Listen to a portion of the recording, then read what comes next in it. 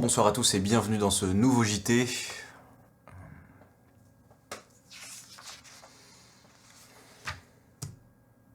C'est le Hamas! Et salut tout le monde. Le Hamas utilise les civils palestiniens comme boucliers humains. Si vous suivez le conflit colonial en Israël-Palestine, vous avez sûrement entendu cette accusation un bon paquet de fois. En fait, ça fait au moins 15 ans que les autorités israéliennes la répètent en boucle à chaque escalade de la guerre, et qu'elle est reprise par tout un paquet d'éditorialistes et même des acteurs internationaux majeurs. En effet, les Palestiniens sont victimes. Ils sont victimes du Hamas. Du Hamas qui s'en sert de bouclier humain actuellement et depuis longtemps. Sachant que les gens ici sont très conscients que le Hamas utilise les civils à Gaza comme bouclier humain. Quelle est la proportion de morts civils palestiniens due à leur utilisation comme bouclier humain par le Hamas? Et récemment, c'est même le secrétaire général de l'ONU qui a réitéré cette allégation. Alors qu'il est aussi extrêmement critique envers Israël. Évidemment, derrière tout ça, il y a un réel enjeu de propagande, mais aussi de droit. Parce que la pratique des boucliers humains est totalement prohibée et considérée comme un crime de guerre par la 4e Convention de Genève. Bref, dans un contexte où des mandats d'arrêt internationaux sont demandés contre les dirigeants des deux bords, ce serait quand même bien de dissiper un peu le brouillard sur cette accusation. Surtout quand le génocidaire en chef est invité à venir régurgiter sa propagande à la télévision française. Ils utilisent sciemment les civils comme des boucliers humains. Donc, comme vous l'aurez compris, on va tâcher de tirer ça au clair dans ce deuxième épisode de la revue de propagande. America's pride, Europa's human freedom, no end point. To lead дальнейшее движение НАТО на восток. Great. Okay. Нельзя унижать народ, нацию. The world's a better place. Неприемлемо. What we can do now depends on us. Petit encart avant de commencer, si mon travail vous semble utile, pensez à vous abonner en activant la cloche, etc. et à partager au maximum la chaîne autour de vous, parce que vu les thématiques que je traite, autant vous dire qu'il y a peu de chances que je trouve grâce aux yeux de l'algorithme. Allez, ça c'est fait, je vous embête plus. Alors déjà, définition.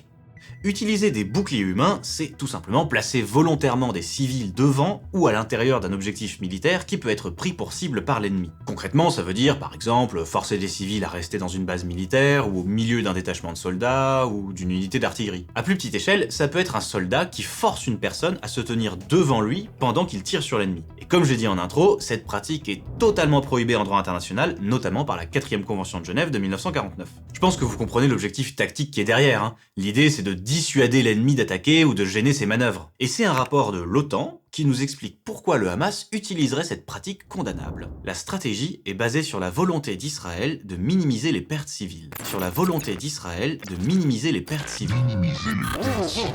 Au cœur de la ville de Gaza, des bâtiments détruits, calcinés. Dans le camp de Et des Nuseirat, rues jonchées de une frappe décombres, israélienne a touché mais un aussi de bâtiment cadavres. résidentiel mardi. Il y Israël aurait a au moins 12 intensifié morts. ses frappes dans le centre et le sud de la bande de Gaza. En plein centre de Rafah, les flammes ravagent tout sur leur passage. Une école gérée par l'UNRWA, l'agence de l'ONU qui accueille les réfugiés palestiniens, a de nouveau été attaquée dans la bande de Gaza. Les sources médicales font état d'au moins 10 morts et d'une trentaine de blessés. Israël a promis dimanche d'intensifier ses Ces images des scènes de bombardements panique, sur la bande de des civils qui s'emploient à porter secours, depuis courant avec des blessés dans les bras. L'opération baptisée Bordure protectrice s'élève de sources palestiniennes à au moins 166 morts et plus d'un millier de blessés. Palestiniens ont été La Des journée de dizaines dimanche de avait personnes été ont marquée été par la Minimiser les pertes civiles. Ah ouais, celle-là fallait quand même la sortir. S'il y avait besoin de le rappeler, ça fait quand même un bon nombre d'années que les preuves d'attaques délibérées sur les civils s'empilent dans les rapports des ONG, de l'ONU, dans la presse internationale, et y compris récemment dans les médias israéliens. Dans ma première vidéo sur la Palestine, j'ai parlé de l'enquête du magazine Plus 972 qui mettait sur la table des grosses révélations sur le nouveau système de ciblage par intelligence artificielle de Tsahal. Le 30 novembre, une enquête réalisée par les médias israéliens Plus 972 et Local Call révèle qu'aujourd'hui, l'armée israélienne utilise un outil contenant de l'intelligence artificielle pour générer des cibles à bombarder. Avec ce logiciel, Tsahal est capable de fournir des cibles et de les bombarder à un rythme beaucoup plus soutenu que dans les interventions précédentes. Quand une fille de 3 ans est tuée dans une maison à Gaza, c'est parce que quelqu'un dans l'armée a considéré que ce n'était pas très grave qu'elle le soit, que c'est un prix à payer pour atteindre une autre cible. Nous ne sommes pas le Hamas. Ce ne sont pas des roquettes tirées au hasard. Tout est intentionnel. Le 3 avril, la suite de cette enquête est sortie, et elle révèle un autre module du système de ciblage automatique que Tsahal utilise massivement depuis le 7 octobre. L'algorithme appelé Lavender sert à générer des cibles humaines. Il se base sur les données de surveillance massive des Gazaouis récoltées par Israël pour identifier des personnes comme des potentiels opérateurs du Hamas, comme ils disent. Pour au final, les bombarder dans leur maison. Donc avec toute leur famille et potentiellement d'autres familles qui n'avaient rien à voir. Et ça, c'est pas une conséquence secondaire du fonctionnement de l'algo, Il est explicitement programmé pour indiquer la cible quand elle rentre chez elle. Bon alors, Qu'Israël bombarde des habitations, c'est malheureusement pas nouveau. Ce qui est plus inédit depuis le 7 octobre, c'est une multiplication officielle du nombre de morts civiles acceptés pour tuer un potentiel opérateur du Hamas. C'est-à-dire combien de civils innocents on accepte de tuer pour éliminer cet opérateur. Pour des hauts gradés, ça a pu monter jusqu'à plusieurs centaines de personnes. En plus de ça, l'enquête révèle qu'à partir d'un moment, l'armée n'opérait quasiment plus aucun contrôle sur les cibles marquées par l'algorithme. Il y avait juste une vérification rapide qu'il s'agissait d'un homme, et hop, c'était validé, et les bombes pouvaient partir. Je vous conseille vraiment la lecture de cette enquête parce qu'il y a encore pas mal de dingueries que je laisse de côté. Et sinon, le camp de réfugiés à Rafah, c'était des terroristes? Il y avait peut-être des armes de destruction massive planquées sous les tentes? Non mais sérieusement. Notre politique, c'est de minimiser les pertes civiles. Bon, on se recentre un peu. On sait que ça fait des années qu'Israël ne cherche pas à éviter les civils, que l'armée les cible même délibérément et que cette pratique a pris une ampleur inédite depuis 7 octobre. Donc dans ce contexte, il semble assez improbable que le Hamas développe une stratégie basée sur la volonté d'Israël d'éviter les pertes civiles. Donc on va examiner les preuves qu'on a à disposition sur le sujet. Est-ce que, oui ou non, le Hamas utilise les Gazaouis comme bouclier humain depuis plus de 15 ans? Comme je disais, ça fait un bout de temps qu'Israël et bon nombre d'autorités occidentales balancent l'accusation de bouclier humain un peu comme un mantra. L'une des dernières en date un peu spectaculaires, c'est quand Israël a assuré au monde entier que le Hamas avait une base militaire souterraine ultra développée sous l'hôpital Al-Shifa. Et l'a même illustré par une séquence 3D incroyable avec des textures au rabais et des PNJ mal codés. Sans déconner, il fait quoi lui? Il protège la salle des bidons? C'est nul! Et au passage, pour ceux qui auraient loupé ça, cette histoire était finalement un énième mensonge de l'armée la plus morale du monde. Quelle surprise! Bref, je vais commencer par traiter la version la plus grave de l'accusation, celle qui correspond vraiment à la notion de bouclier humain telle que décrite dans le droit international. Quand on accuse le Hamas de cette pratique, on prétend par exemple qu'il utilise délibérément des civils dans des batailles, ou qu'il force ces civils à se déplacer vers une zone de combat pour gêner les manœuvres de l'armée ennemie, ou encore qu'il utilise des habitations comme poste de tir en forçant les habitants à rester à l'intérieur. Et ben là-dessus, on a quelques rapports à éplucher. En fait, le cas est étudié depuis au moins 2009 pendant l'opération Plomb Durci. À l'époque, Amnesty International avait produit un rapport détaillé sur les pratiques des deux parties au conflit. Et concernant le Hamas, ses conclusions étaient très claires. Amnesty International n'a trouvé aucune preuve que le Hamas ou d'autres combattants ont dirigé le déplacement des civils pour protéger des objectifs militaires. Et le rapport précise un peu plus loin que dans les cas de civils tués par Israël sur lesquels Amnesty a pu enquêter, ces morts ne pouvaient pas être expliquées par la présence de combattants se protégeant derrière des civils. Dans tous les cas de familles tuées dans des bombardements sur leur maison par les forces israéliennes, aucune des habitations frappées n'était utilisée par des groupes armés.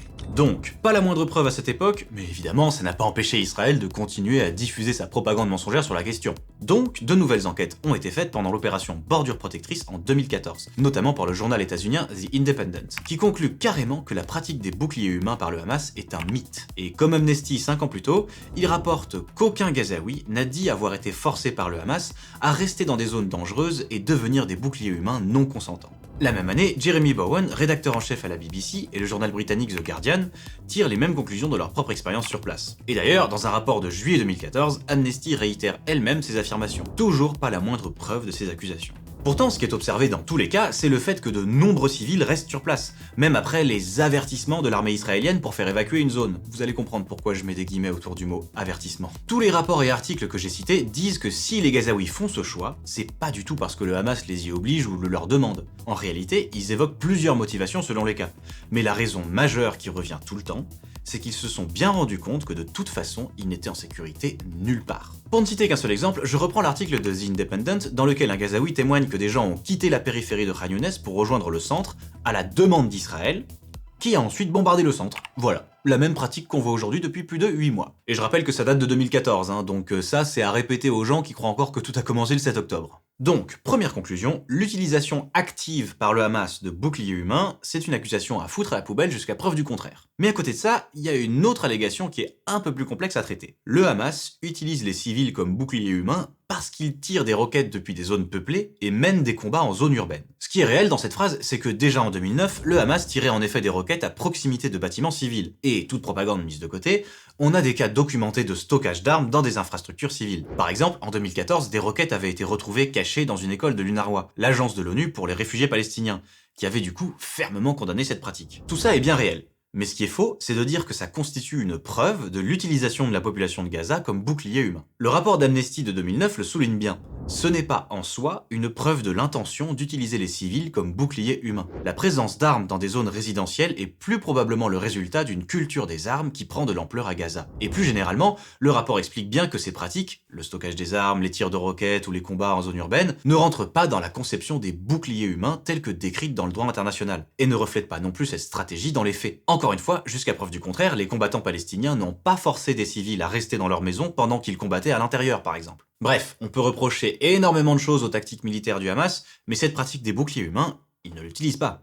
Et en fait, c'est juste logique, quand on sait qu'en réalité, Israël ne cherche absolument pas à épargner les civils, c'est même plutôt l'inverse. Par contre, ce qui est à souligner, c'est que sur le principe, le fait de mener des activités militaires à proximité d'habitations ou d'infrastructures civiles, ça va à l'encontre de l'obligation du Hamas de protéger au maximum la population. Mais du coup, là-dessus, il va falloir étayer un peu le contexte. La bande de Gaza n'est pas un État à part entière avec des moyens militaires développés et une armée régulière telle qu'on la conçoit habituellement pour un pays. C'est une enclave soumise à un blocus colonial qui confine plus de 2 millions de personnes dans une bande de terre de 41 km de long sur 6 à 12 km de large. Il faut bien se rendre compte quand même, hein. Si vous êtes un bon marcheur bien motivé, vous pouvez parcourir toute la longueur du territoire en une grosse journée. Et il y a 2,3 millions de personnes là-dedans. C'est l'une des zones les plus densément peuplées de la planète. Et je rappelle que face à une occupation coloniale, le droit international dit clairement que la population colonisée a le droit de résister par tous les moyens possibles, y compris la lutte armée. Ça a même été réexplicité pour le cas de la Palestine. Mais ça ne légalise pas les crimes de guerre, bien évidemment. Donc dans ce contexte, je pense qu'on comprend sans trop de difficulté pourquoi la lutte armée s'organise sous la forme d'une guérilla urbaine. Si on jette un œil aux photos satellites, ça me semble assez frappant. Il y a très peu de zones sans habitation ou sans activité civile où le Hamas pourrait concentrer son matériel militaire et ses effectifs. Et puis, admettons qu'il le fasse. Il se met à construire là une ou deux bases militaires dans un ou deux des rarissimes endroits un peu éloignés à sa disposition, dans le but d'y concentrer la totalité de son activité militaire. À mon sens, c'est un sacré cadeau à l'ennemi. Tsahal aurait juste à pilonner un ou deux points précis et c'est bon, toute la résistance est partie en fumée en une journée de taf. Ce que je raconte là, c'est un peu une réflexion perso, mais pas seulement. On retrouve ce genre d'explications et de témoignages de la part de correspondants de médias dans divers articles et rapports, comme par exemple dans l'article du Guardian que j'ai cité plus tôt, ou dans les propos de la journaliste Sama Soula dans une enquête de 2014 pour France 2. Et de toute façon, l'expérience de pensée que je proposais ne pourrait en aucun cas s'appliquer concrètement dans la réalité, vu la situation réelle sur place. Encore une fois, la résistance palestinienne globale n'est pas portée par une armée unique et régulière comme peuvent en disposer des États classiques. Elle est composée de multiples factions qui sont en général des partis politiques avec une branche armée, comme c'est le cas pour le Hamas par exemple. Dans des circonstances comme celles qui se déroulent en ce moment, ces groupes sont alliés face à leur ennemi commun, mais dans d'autres périodes, ils ont pu se mener des luttes très violentes car ils portent des projets politiques qui peuvent être radicalement opposés, dans un climat de guerre permanente. C'est pour tout cet ensemble complexe de raisons à la fois sociales, géographiques, démographiques et stratégiques que les combattants palestiniens ne sont pas à proprement parler des militaires de métier qui habitent dans des bases protégées et bien éloignées de la population. Ils opèrent dans diverses zones de la bande et habitent dans des maisons en zone résidentielle avec leur famille. Donc c'est pas dans l'intention d'utiliser des boucliers humains, c'est juste comme ça que ça se passe. C'est la situation matérielle concrète qui génère cette organisation. Et cette situation concrète, elle est créée et maintenue par l'État colonial israélien. Qu'on se comprenne bien, en disant tout ça, je cherche absolument pas à blanchir le Hamas, ni sur ce sujet, ni en général. Je vous invite à aller voir ma vidéo de janvier pour vous en convaincre. Le groupe n'est certainement pas irréprochable en ce qui concerne la protection de sa population, mais on peut pas se contenter de dire ça sans remettre le réel au centre. D'autant plus quand on sait que cette histoire de bouclier humain est en fait une inversion accusatoire monumentale. Israël se sert de cette fausse excuse pour prétendre que c'est le Hamas qui doit être tenu responsable des morts civiles à Gaza.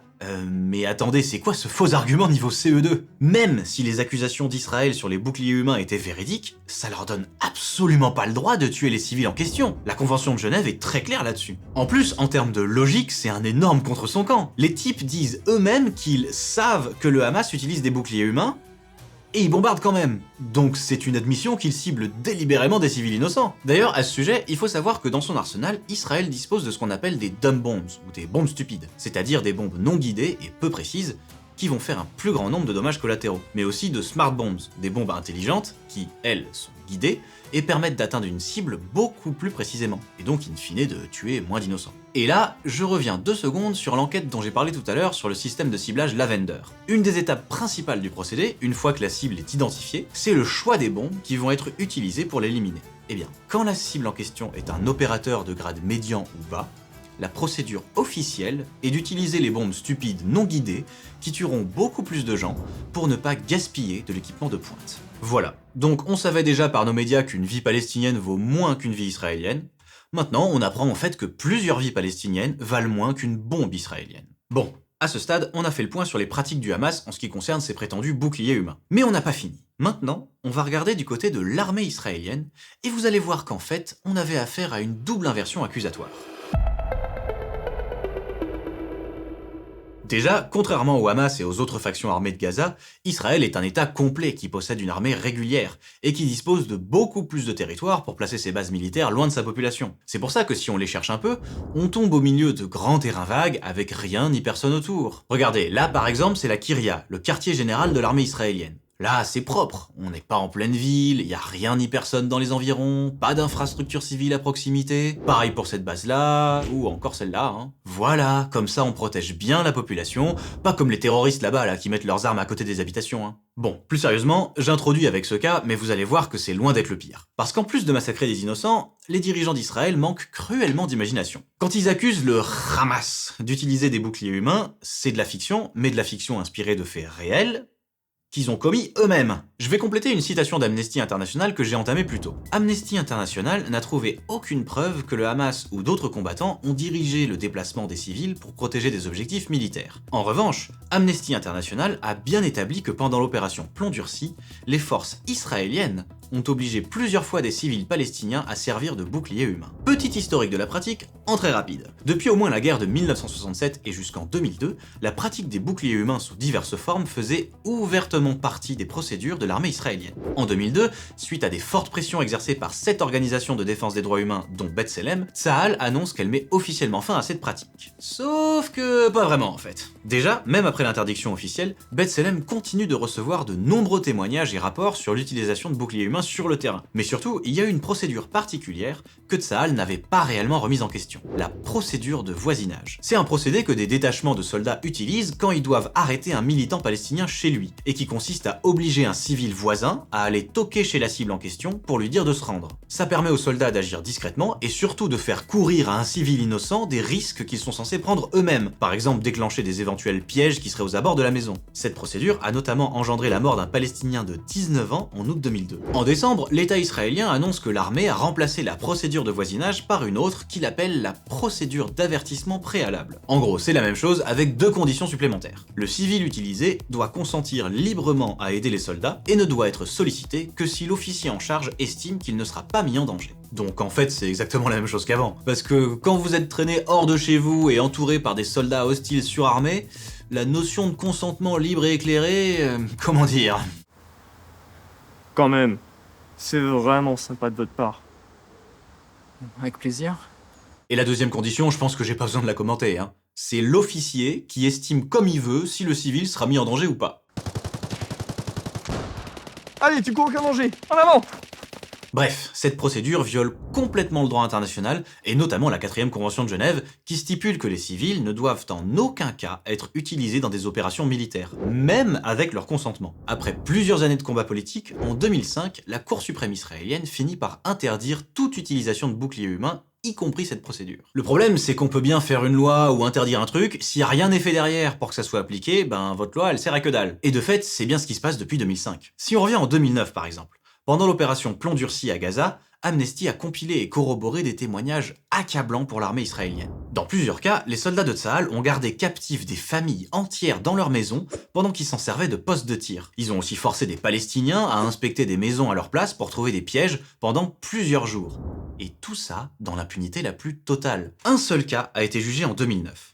2 sous-officiers avaient braqué un enfant de 9 ans pour l'obliger à ouvrir un paquet au cas où il soit piégé avec de l'explosif. Et pour ça, les types ont été rétrogradés et ont pris 3 mois de prison avec sursis. Comment est-ce que vous voulez que l'interdiction de ces pratiques dans la loi soit prise au sérieux quand la seule et unique condamnation sur un nombre hallucinant de violations est aussi légère? Et de fait, ça a continué. En 2022, des soldats ont forcé Ahed Mereb, une adolescente palestinienne de 16 ans, à se tenir debout devant un véhicule militaire sous un feu nourri pendant une opération en Cisjordanie. صار إطلاق النار علينا من كل الجهات طبعا هم على الجب الشباب المقاومين ما بيعرفوا إني أنا قبايل الجب الجنود كتير خافوا فاتوا على الجب وأنا بدي أحاول أحمي حالي لما كنت أحاول أحمي حالي أنزل راسي أرفع كل ما أنزل راسي يحكي لي ارفع هو كان يعني إنه حسيت إنه هو بيحاول إنه يقتلني مش بده يحميني كل ما أنزل راسي يحكي لي ارفع. Et encore plus récemment, début 2024, toujours en Cisjordanie, des soldats israéliens ont utilisé le propriétaire d'une boutique comme bouclier humain individuel.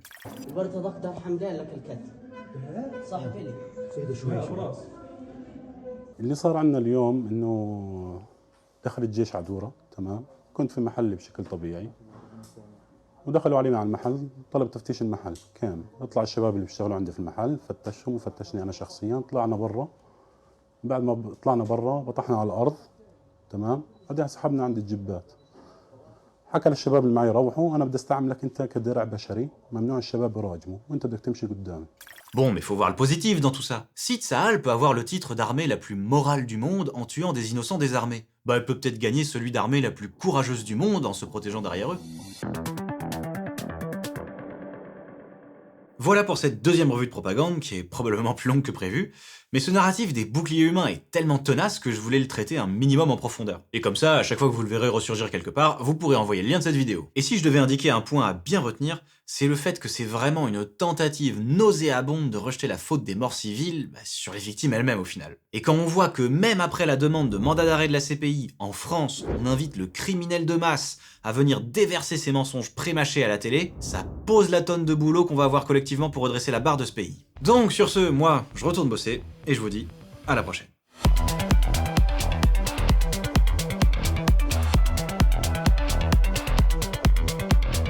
Ils ont deux principes fondamentaux, et tout est basé là-dessus. Le premier, c'est que tout se résout par la force, et que par la force. Le deuxième, c'est qu'il n'y aura jamais d'État palestinien.